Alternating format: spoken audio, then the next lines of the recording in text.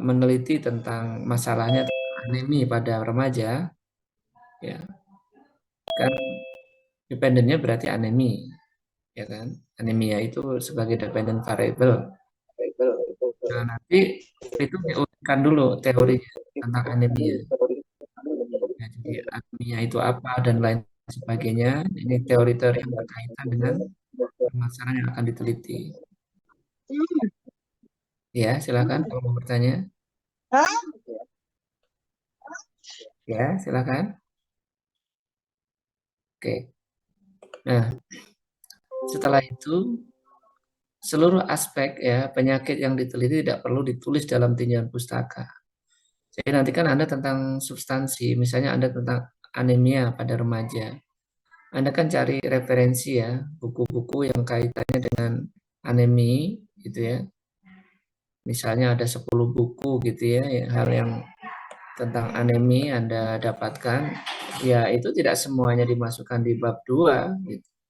Anda harus pilih-pilih kira-kira mana yang penting, yang kaitannya dengan anemi, ya pokok-pokok utamanya saja gitu. Nah, jadi inilah nanti Anda merupakan jadi apa ya, tantangannya lah. Bagaimana misalnya Anda referensinya ada 10 buku tapi meringkas ya. Nah, itu namanya nanti Anda mencari materi-materi yang ditulis ya dari masing-masing buku itu, kemudian diparafrase ya. Jadi modelnya bukan copy paste ya, bukan di copy paste ya, diketik ulang sama gitu bukan. Nah, nanti Anda belajar namanya memparafrase ya. Parafrase itu apa ya? Mengambil intisari ya dari tema yang Anda baca itu. Kemudian Anda rangkai dengan kalimat Anda sendiri, ya tentu sesuai dengan bahasa Indonesia yang benar, tanpa merubah makna yang ada di dalam uh, teori tersebut, yang ada di buku itu. Itu namanya memparafrase. Sehingga nanti pada saat Anda dicek plagiarismenya itu harapannya rendah. Karena kalau Anda plagiarismenya di atas 30%, itu biasanya tidak boleh sidang nanti. Dan sekarang untuk mengecek plagiat itu sangat mudah. Ya, seringnya sekarang pakainya Turnitin ya programnya itu. Walaupun Mendeley juga bisa ya mengecek plagiarisme. Tapi pengalaman saya kalau di jurnal-jurnal itu dia minta pakai Turnitin dia mengecek ya. Jadi nanti Anda filenya, skripsi Anda itu diminta ya. Kemudian dimasukkan ke dalam program Turnitin itu otomatis akan keluar similarity-nya Anda berapa persen. Persamaan tulisan Anda dengan tulisan karya-karya sebelum itu berapa persen. Ya, kalau di atas 50% ya sangat berat ya. Nah, diusahakan itu di bawah 30% kalau mahasiswa S1. Nah, itu jadi nanti supaya tidak terkena plagiat gimana? Pertama, setiap nulis itu harus ada referensinya, harus ada sumber pustakanya. Kedua, itu nulisnya dilakukan parafrase, gitu ya. Ya, jadi memang kalau kita bicara skripsi itu kan penelitian sederhana sebenarnya. Mungkin nanti tantangan terberat Anda itu sebenarnya ditulis menulis. Kalau pelaksanaan di lapangan itu sederhana. Paling Anda hanya mengukur berat badan, tinggi badan, apalah gitu ya, udah selesai. Walaupun hanya 100 orang kan sebentar lah gitu ya. Atau Anda menyebarkan kuesioner gitu ya, pengen tahu tentang apa kepuasan pasien ya atau apapun itu ya sebentar. Bahkan kalaupun Anda eksperimen memberikan intervensi, saya rasa juga tidak terlalu rumit kalau untuk kebidanan. Paling memberikan edukasi ya tentang masalah kebidanan, untuk melihat bagaimana pengetahuan sikap dan lainnya gitu ya, atau memberikan suatu makanan ya untuk meningkatkan berat badan anak ya ya Sederhana lah sebenarnya. Cuma memang tantangannya dalam tulis menulis. Itu pengalaman saya, mahasiswa banyak bolak-balik bimbingan. Itu yang paling banyak revisinya adalah tulis menulis. Ya. Nah, kemudian buku sumber pustaka sebaiknya yang terbaru ya. Kalau buku itu disarankan 10 tahun terakhir. Ya, walaupun bisa aja di atas 10 tahun kalau memang buku itu tidak ada yang terbarunya, edisi terbarunya nggak ada dan memang masih relevan gitu ya. Dipakai ya nggak masalah ya.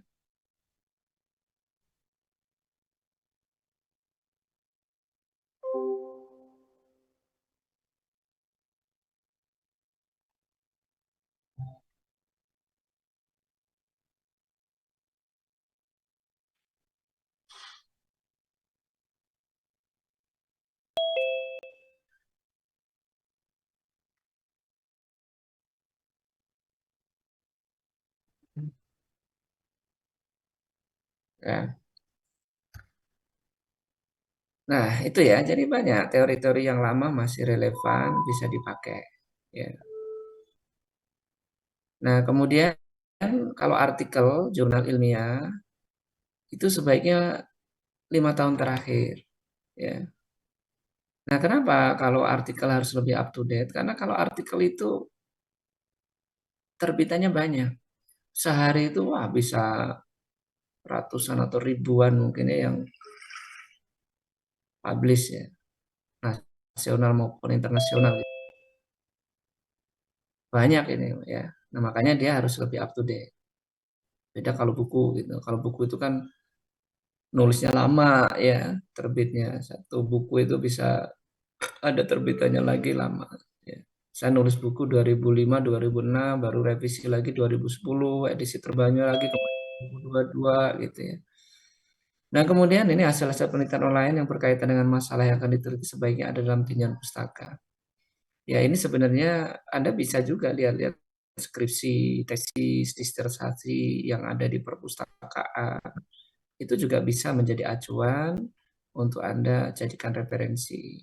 Walaupun itu hanya sebagai apa ya, kalau menurut saya pengetahuan ya. Memang sebaiknya kalau nanti yang ditulis daftar pustaka artikel gitu ya. Yang bagus ya minimal nasional terakreditasi lah ya, yang SINTA gitu ya artikel atau di internasional lebih bagus. Nah, kemudian di bab 2 terakhir itu Anda membuat kerangka teori. Jadi nanti Anda memasukkan dulu, misalnya Anda meneliti faktor yang berhubungan dengan anemi pada remaja. Berarti Anda uraikan dulu tentang anemianya. Panjang kali lebar lah kira-kira begitu ya. Kemudian baru independent variabelnya Anda uraikan. Mulai dari mungkin gizi ibu hamil, faktornya apa, kedua mungkin, maaf, anemia pada remaja ya, mungkin pola makan yang diuraikan, mungkin aktivitas, ya, aktivitas fisik remaja diuraikan, ya, ya hal-hal yang berkaitan dengan kenapa anemi gitu, ya itu diuraikan, ya satu persatu. Nah nanti baru dibuat kerangka teori di bab 2 itu satu lembar di halaman terakhir di bab 2 ya kerangka teori namanya. Kalau Anda penelitiannya eksperimen misalnya memberikan intervensi, taruhlah Anda memberikan edukasi dengan video untuk meningkatkan pengetahuan sikap kepatuhan remaja minum tablet tambah darah misalnya. Ya, nanti di bab 2 pertama Anda menguraikan tentang anemi, tablet tambah darah, kemudian Anda baru masuk teori perilaku, ada pengetahuan sikap perilaku ya. Baru di situ nanti Anda menguraikan tentang intervensinya untuk meningkatkan perilaku itu ada intervensi yaitu memberikan edukasi. Jadi edukasi kesehatan Anda uraikan.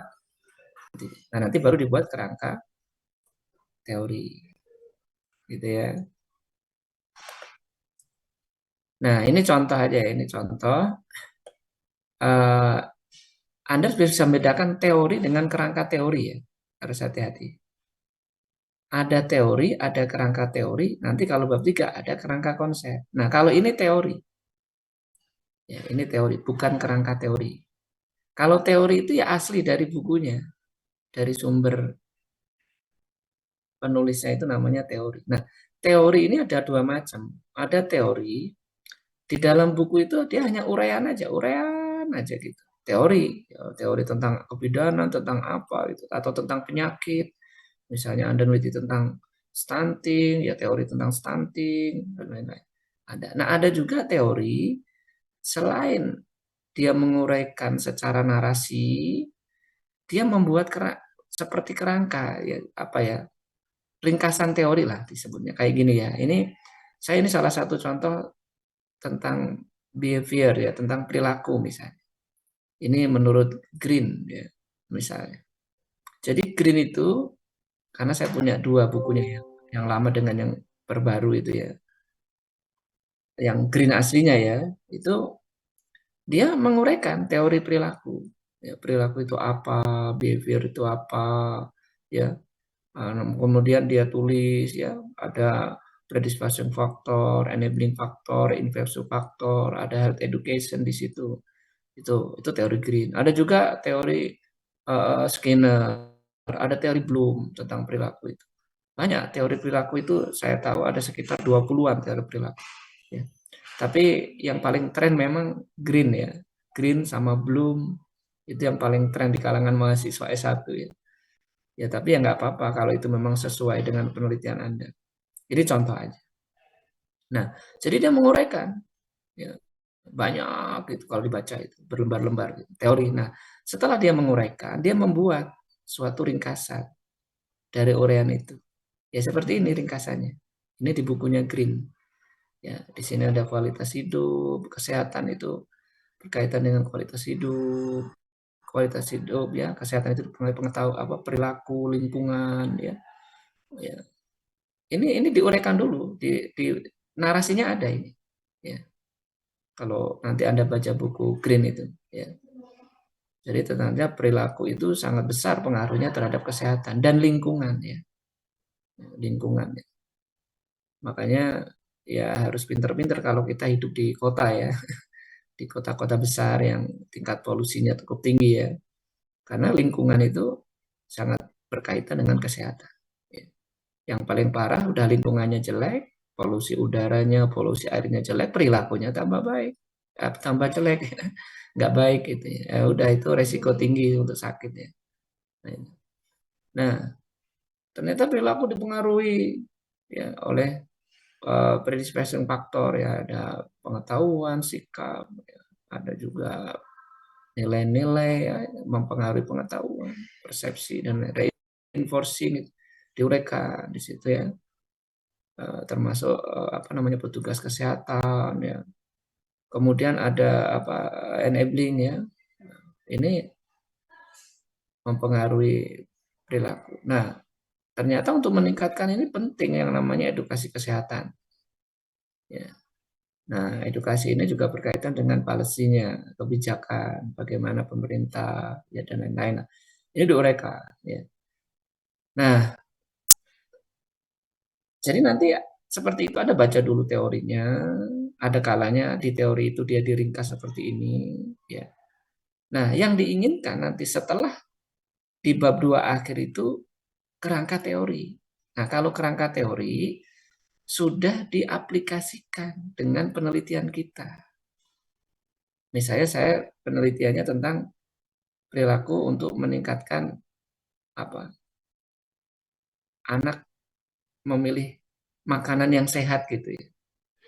Nah, jadi kalau di teori kan dia nggak ngomongin makanan sehat, pokoknya perilaku aja gitu kan.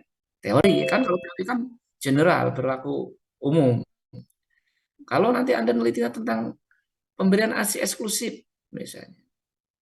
Ya Anda pakai teori ini misalnya. Ya nanti di sini behaviornya Anda pemberian ASI eksklusif. Jadi di kerangka teorinya. Atau misalnya Anda meneliti tentang faktor yang berhubungan dengan ANC, periksa hamil.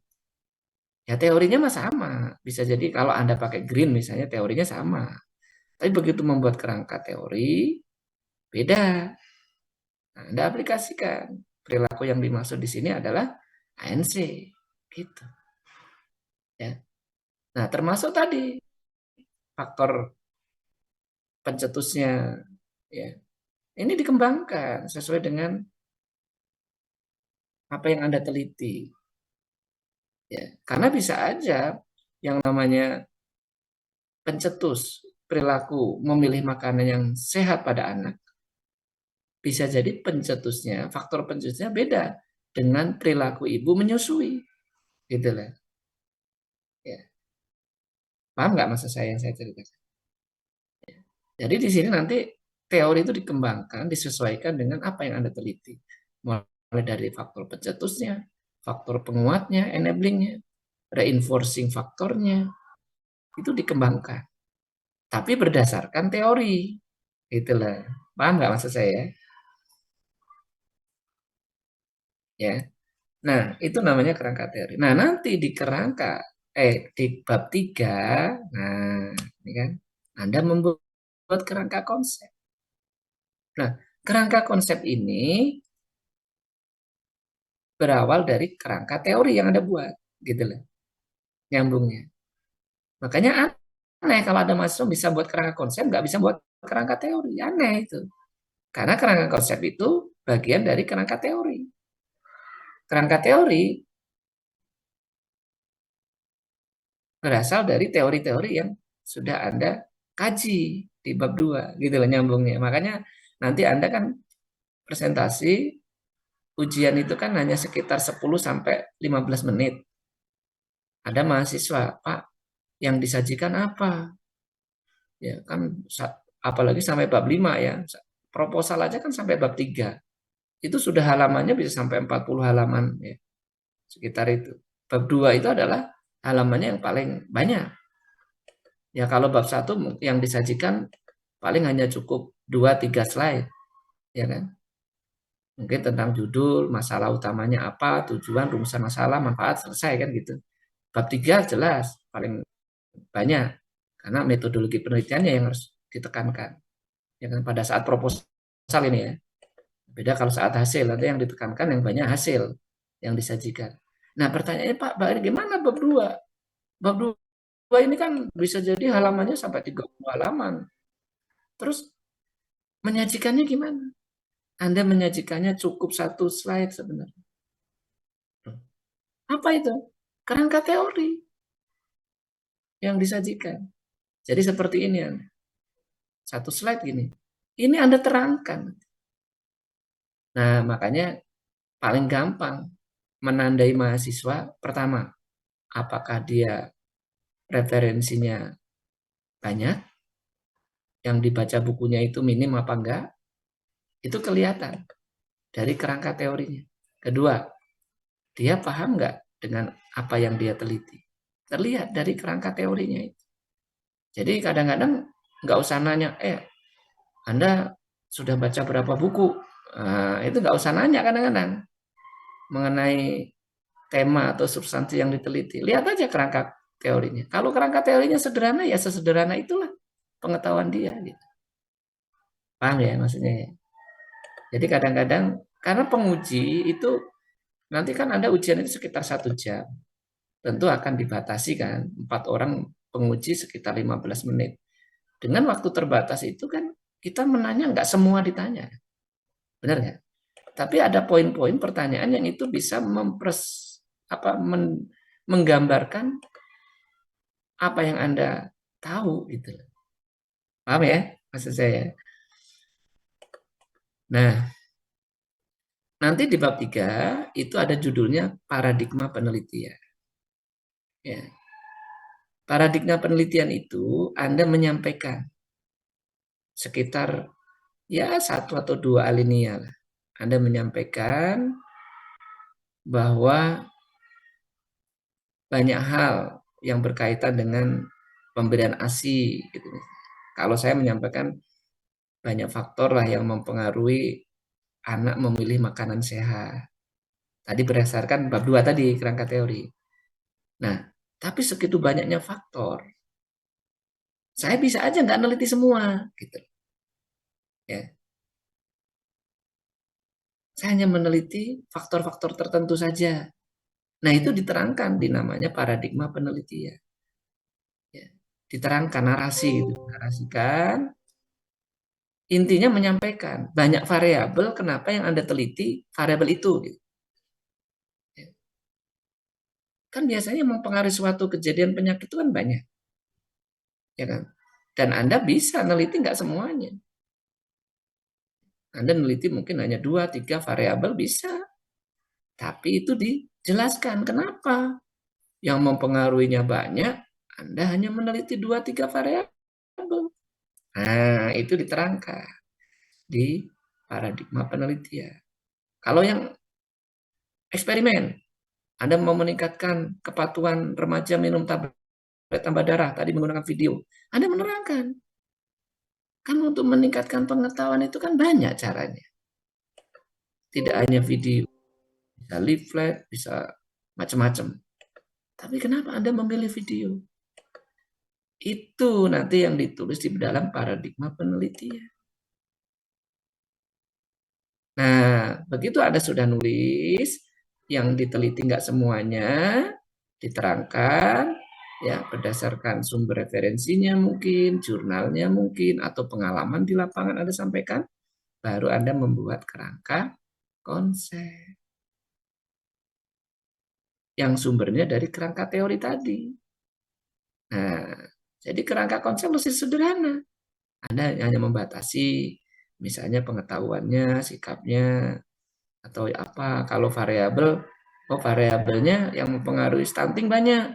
Saya akan neliti ya hanya tentang gizi ibu hamil, misalnya tentang anemi pada ibu hamil. Nah, tapi ada alasannya. Nah, itu ya materinya. Silakan kalau ada pertanyaan. Apa izin bertanya? Ya, silakan. Bapak kan tadi ada kerangka teori. Nah, kan ada misalkan kita teh nemu sumber gitu dari buku kerangka teorinya. Nah, terus nanti kan kita juga harus mengaplikasikan ke penelitian yang akan kita lakukan. Nah, kerangka teori yang dari buku itu, yang dari referensi itu, kita taruh di bab 2 skripsi kita atau hanya kerangka teori yang sudah kita buat diaplikasikan ke penelitian kita gitu, Pak. Iya, Terima kasih. iya. Kalau di buku itu, di teori itu ada ringkasan teori. Kalau saya nyebutnya ringkasan teori lah ya. Nanti kalau Anda bilangnya kerangka teori sama dengan yang Anda buat seakan-akan kayak gitu. Nah, seperti tadi ya, ada teori green gitu ya. Itu kan teori green ya. Nah, kalau yang bagus ya dimasukkan juga di bab 2. Dia kan narasi, terus kemudian dia menyimpulkan teori dia berbentuk kerangka gitu kan. Berbentuk diagram gitu kan, diagram teori itu tadi. Yang sebaiknya ya ada gitu. Ya. Nah, nanti baru di bab 2 akhir Anda membuat kerangka teori yang Anda sesuaikan dengan penelitian Anda. Gitu. Baik, Bapak ada satu pertanyaan lagi. Ya, Kalau untuk cara cek plagiarisme di Mendeley, bagaimana ya, Pak? Soalnya kita belum pernah diajarin. Terima iya. kasih. Nanti Anda ada materinya itu. Siapa yang menyampaikan. Tapi kalau saran saya jarang pakai Mendeley ya. Saya juga agak-agak lupa karena jarang. Saya seringnya pakai Turnitin. Ya. Izin Bapak, tapi kalau Turnitin waktu itu pernah coba ada berbayar gitu, Pak. Oh iya, memang sekarang banyak yang berbayar ya. Tapi kalau di sini kan kita punya. Jadi nanti mahasiswa tinggal diminta filenya. Tapi kalau Anda pengen ngecek mandiri ya memang berbayar gitu. Gitu. Tapi kalau di sini untuk fasilitas di sini ya eh, kita punya dibayari oleh kampus untuk kita. Gitu, gitu ya kira-kira ya. Baik, Bapak, terima kasih. Oke.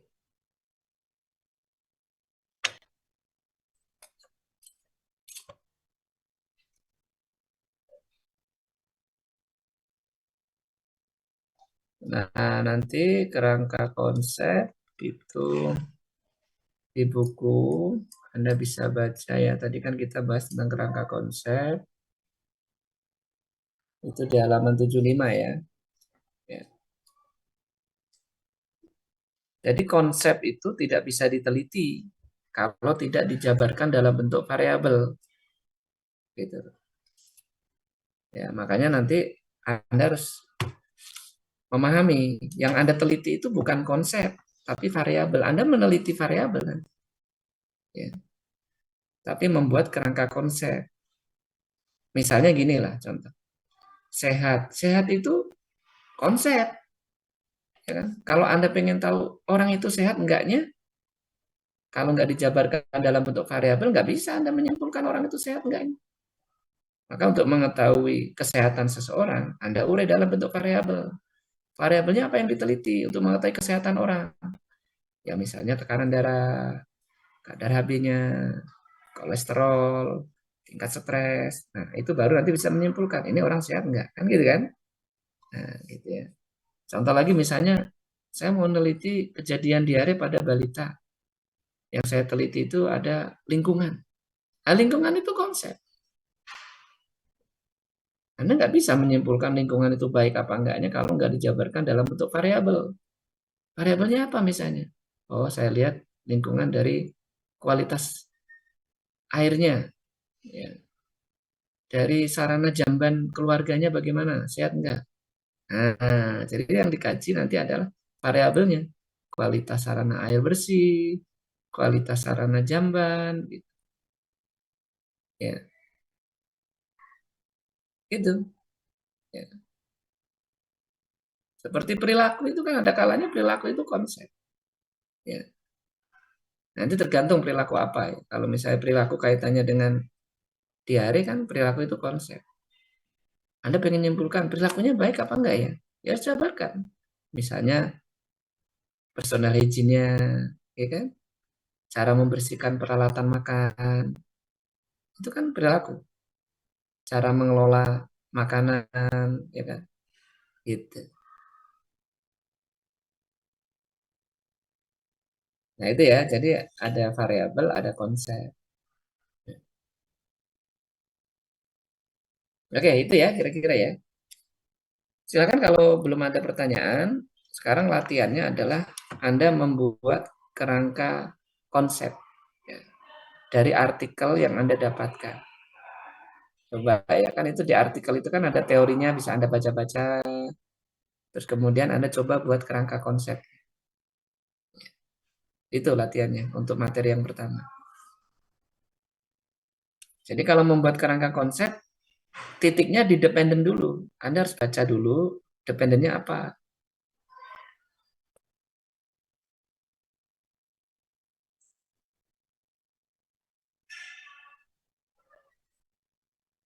Gitu. Misalnya di dalam artikel Anda judulnya misalnya apa namanya, faktor yang berhubungan dengan pemberian ASI eksklusif. Nah, berarti Anda membuat dulu, bisa di bawah, bisa di kanan ya. Kalau membuat kerangka teori itu ya. Kerangka konsep juga sama. Walaupun ini gimana posisi nanti kertasnya sih ya. Kalau kerangka teori kan ada kalanya bisa di bawah, bisa di kanan dependennya. Nanti faktor yang mempengaruhinya bisa ke atas, bisa ke kiri gitu. Ya. Nah, kalau kerangka konsep memang mahasiswa seringnya ke kanan, jadi dependennya di kanan, independennya di kiri. Gitu. Seperti halaman 7677 itu. Ya, faktor yang berhubungan dengan perilaku pemeriksaan kehamilan. Ya, berarti dependennya kan perilaku. Faktornya apa? Ada predisposisi faktor, enabling, reinforcing, variabelnya ada pendidikan, pengetahuan, sikap gitu. Kan Anda begitu baca artikel kan bisa tergambar tuh. Dependennya apa yang diteliti? Anda buat sebelah kanan, terus dia meneliti independennya apa? Anda buat sebelah kiri. Nah, gitu. Kecuali ada confounding faktor, dia ada di tengah-tengah perancu. Nah, kalau yang penelitiannya eksperimen, ya dependennya tetap di kanan. Nanti intervensinya ada di sebelah kiri. Nah, itu panah itu ada artinya ya. Contoh halaman 77. Kenapa panahnya ke kanan, ke arah perilaku? Karena Asumsinya pendidikan, pengetahuan, sikap, pendapatan, jarak itu mempengaruhi perilaku. Gitu. Paham ya? Jadi panah itu ada maksudnya. Kalau panahnya ke kiri nanti kebalik. Perilaku mempengaruhi pengetahuan apa? Perilaku mempengaruhi pendidikan nanti. Kebalik kan? Ya, silakan dicoba dibaca dulu artikelnya, judulnya apa, dependen-independennya apa, kemudian Anda lihat di hasil juga kelihatan mana yang diteliti variabelnya apa saja, terus kemudian Anda coba membuat kerangka konsep.